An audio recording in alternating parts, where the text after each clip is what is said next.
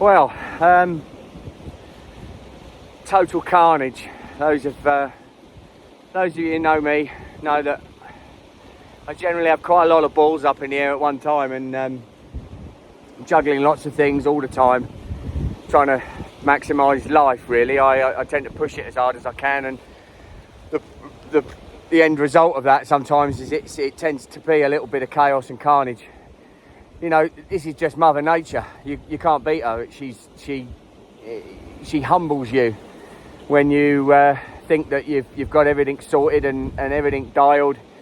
She tells you, no, you haven't. You're just a flea on her back, and tells you what's what. I'm going to do this as a bit of an intro to this one tonight, because I posted what I thought was going to be tonight's one, the short one, a while back now, because I did it while I was having a bit of lunch, waiting for the sandbags to come, because I was hoping we weren't going to be faced with this. Obviously got back down here after that huge downpour early afternoon, and knew as I was driving here that we were going to be in trouble. We got flooded out here last year, but I thought it was because the old diversion channel was so congested. There were so many trees had fallen in it, and it hadn't been dredged and cleaned for many years.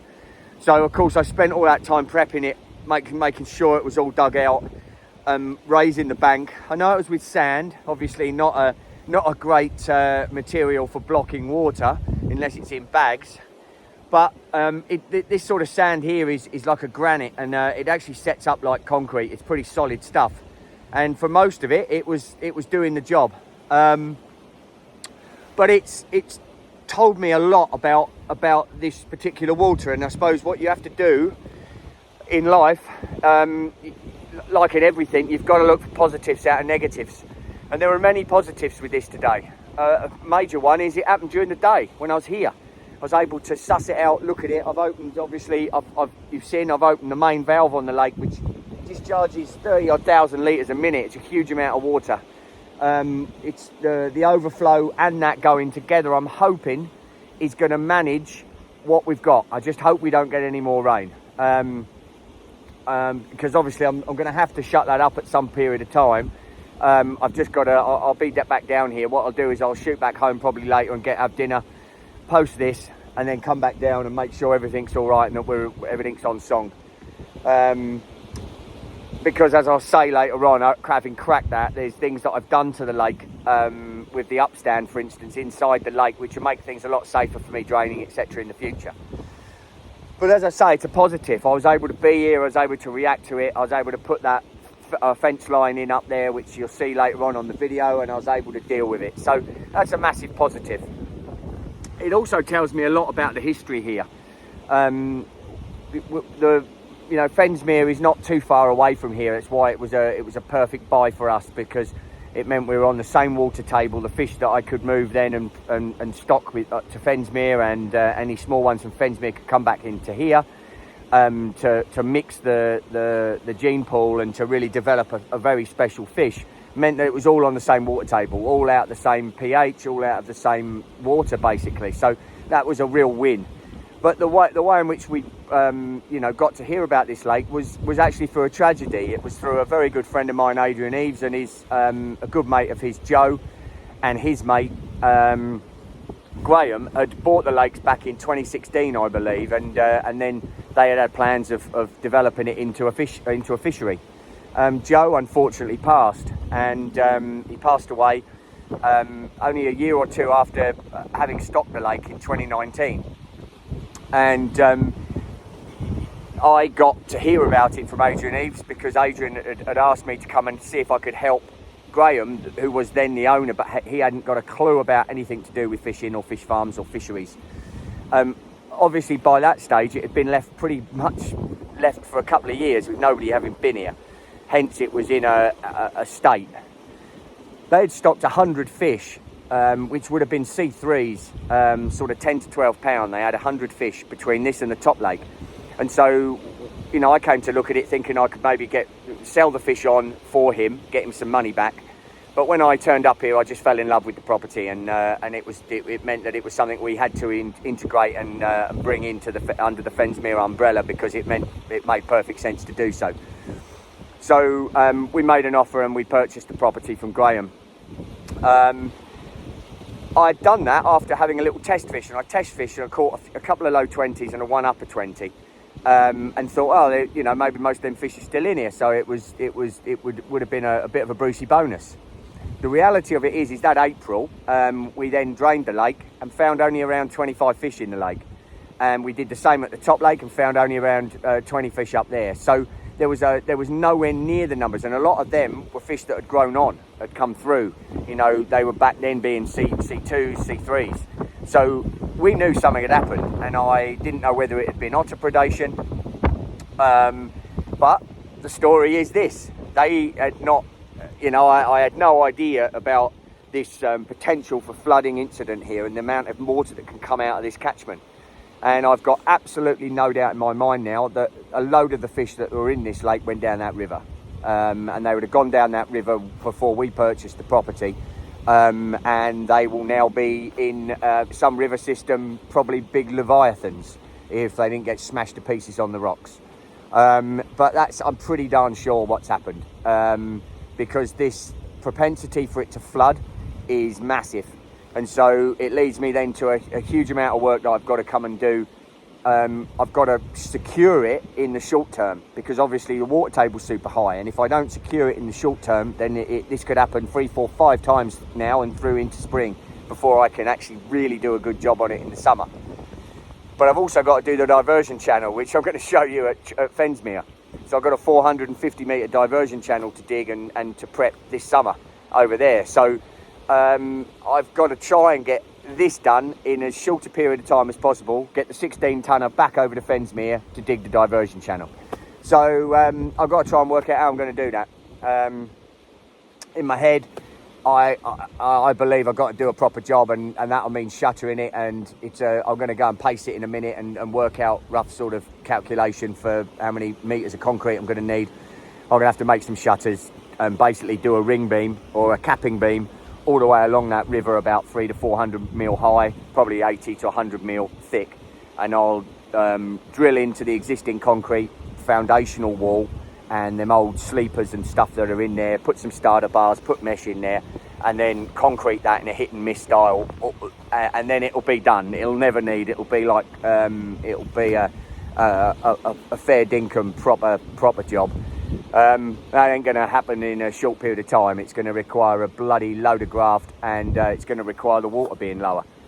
So I've got to understand and think about how I do it now. And in my head, and again, I'd ask anyone out there, my good mate Chris Logsdon, a legend in fishery management. This sort of stuff happens. Give us a tinkle, Chris, or give us some messages over on the YouTube channel here. I've got some very big, sort of 400 mil long, dead straight tree trunks here. Now, in a short term, I'm thinking of just getting the tractor up or tracking the machine along with them, laying them in, staking them across there. At least it's going to create a barrier to stop. I'm not going to stop the water, but it'll stop fish getting out the lake, so I can at least create some sort of barrier. And of course, they're bloody long, which means I can cover a fair bit of distance with each tree trunk. In the short term, I'm thinking that's got to be one of the best options. In between that and bits of carn, I can put sandbags, etc. So anyway, anyone got any better ideas, please drop us a line. And wait for the rest of the video, because the rest of the video will show the story of the chaos and carnage that I've had to deal with. I could do with a bloody Grimbergen, that's for sure. And I might shoot back and go and get a couple, and then have some dinner, and then shoot back here and see what's cracking. All right, watch the rest of the vid. You'll be entertained, because it's always entertaining watching this old fool, Uncle Albert, pull his bloody beard out. All right, catch you. Well, that is the stream coming out the bottom of and bypass of our lake, so it's flooding badly. We've had absolutely torrential rain since I left to go and get the bags that Sally had got, so this ain't looking great. I'll keep you posted, be there soon, but it's To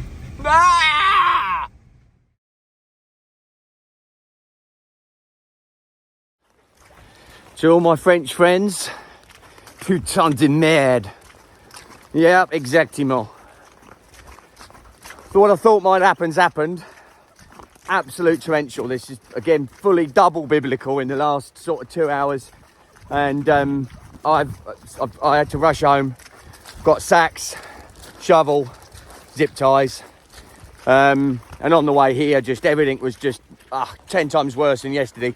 And as I've arrived, I can see it pouring. I can actually just see it pouring into the lake up on the other side. So if we get any more from now, then we're in real trouble. So oh, I tell you, the old saying, it never rains, it pours, is about bloody right, isn't it? Right? It's lucky I've got a nice cold Grimbergen in the old van there, ready to go for when I've finished. But I'm going to sign out now, pull myself inside out, filling up bloody sandbags, try and get this stopped. I'll catch us. Like that. Oh, bloody hell, I can't even turn the epoxy thing off, look. As I could see, absolute fucking carnage. Bollocks. Look at it. Breached all over the show. I mean, we've got enough gear here to do anything really. I'll try and make some sort of headway on this main breach area. And these ones are just gonna have to deal with it. If we get much more, we're in trouble. Look at that.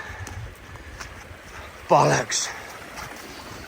I tell you, again, you couldn't comprehend how bad this would have been if I hadn't cleared this. We'd be under about 3 foot of water now, and we'd be in a whole world of trouble. Just don't like all this shit, look, getting put into the lake. Arseholes. Right, I've got to get on. As I could see, absolute fucking carnage. Bollocks. Look at it. Breached all over the show. I mean, we've got enough gear here to do anything really. I'll try and make some sort of headway on this main breach area. And these ones are just gonna have to deal with it. If we get much more, we're in trouble. Look at that. Bollocks. I tell you, again, you couldn't comprehend how bad this would have been if I hadn't cleared this. We'd be under about 3 foot of water now, and we'd be in a whole world of trouble. Just don't like all this shit, look, getting put into the lake. Arseholes. Right, I've got to get on. Yep, it's going to be a long day.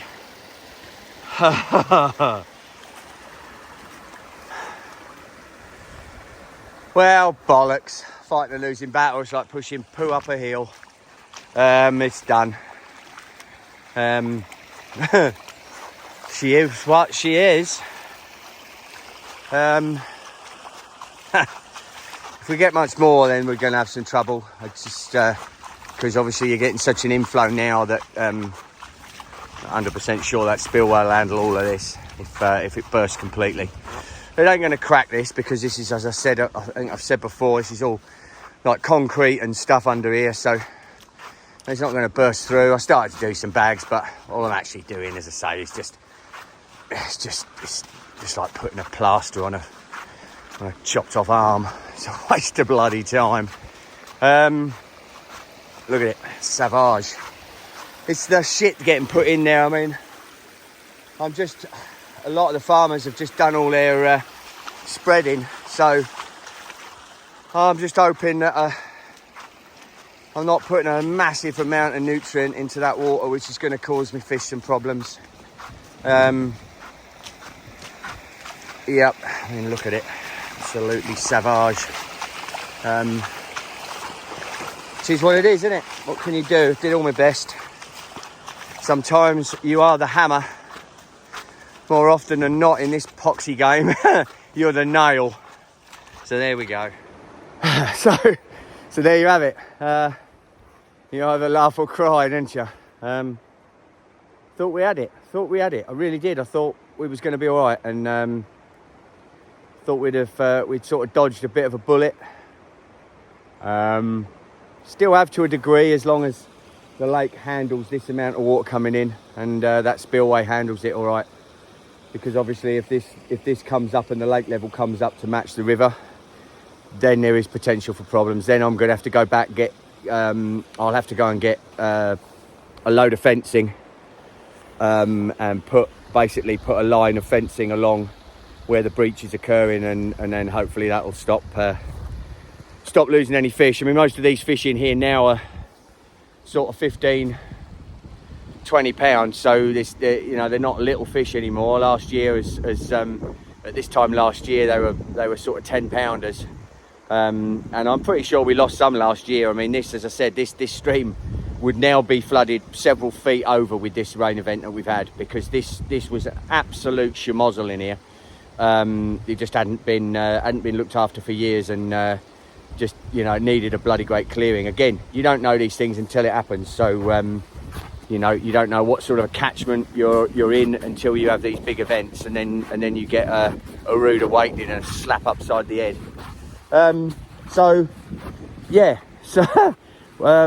Just going to sit here and watch it really, and hope that the weatherman's right and that we're now going into a dry period, and it just means another few days of clearing up, sorting out, and back to square one.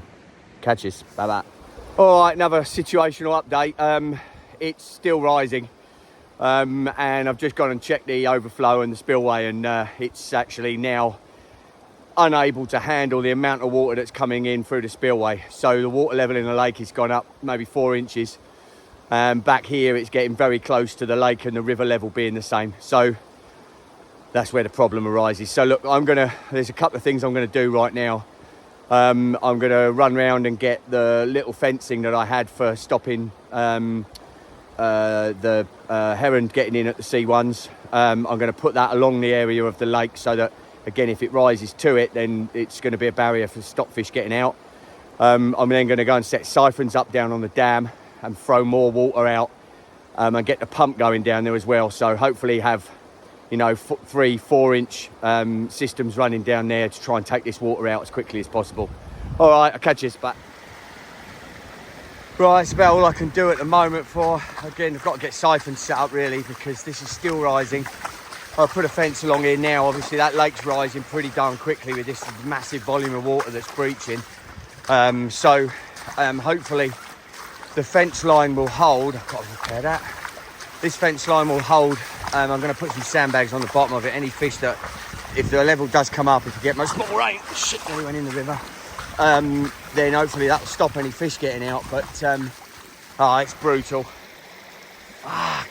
Right, well, the earlier video, which had me crossing my fingers because I thought we'd passed and dodged a bullet, was very premature. We had a massive downpour, and it's, as you can see behind me, it's completely and utterly flooded across. Lake level's rising because the overflow can't handle it now, and we're in a little bit of trouble. So I'll give a quick update, because it's the nature of this game. It's one step forward and 2 steps backwards so many times. Yeah, it's the way it goes. Catches. Wow, just look at it. It's that whole bit. It's just, the catchment up there is pretty big, and it's just come out of the hills.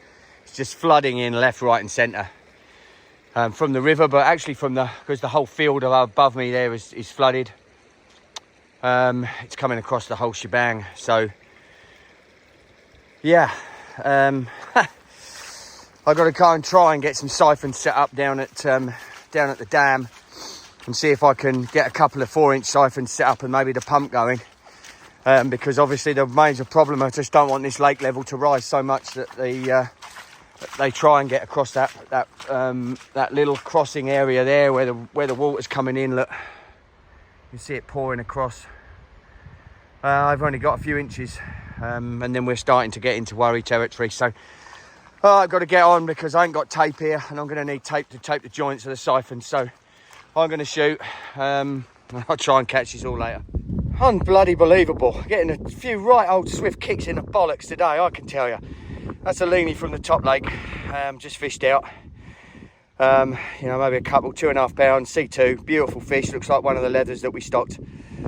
What a complete and utter cock. All right, yeah, main overflow, main spillways nearly going over the top here now. So we're in uncharted territory for the amount of water entering the lake. So I've made an executive decision. I'm actually going to crack the main valve. Obviously I can evacuate water quicker through that than I can through siphons. So it's going to go and get the tools required to do it. Oh, a bit of running around. Okay, I've cracked the main gate. Obviously that evacuates a shed ton of water pretty quickly, so I'm just hoping with that and the spillway we can keep on top of what's coming in, and then keep your fingers crossed that the bloody rain doesn't keep coming. I'm gonna have to stay put here now that obviously I've cracked this. Although if I don't think I've actually done the video for it, but I've talked about it before.